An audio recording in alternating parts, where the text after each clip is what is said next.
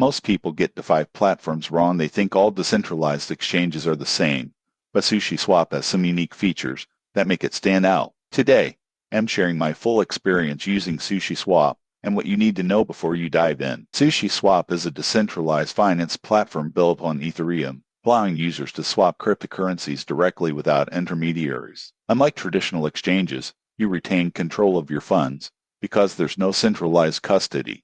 Most people get this wrong by assuming your crypto is safe the same way it would be on a bank or centralized exchange. It's important to understand that security depends on your wallet management. One of the strongest features of SushiSwap is its liquidity pools. You can provide liquidity and earn fees from trades in real time. Additionally, the platform offers yield farming, staking, and governance participation through a Sushi token. I tried providing liquidity, and I was surprised at how user-friendly the interface is, even for beginners. Fees can fluctuate based on network congestion, so timing your trades wisely can save a lot.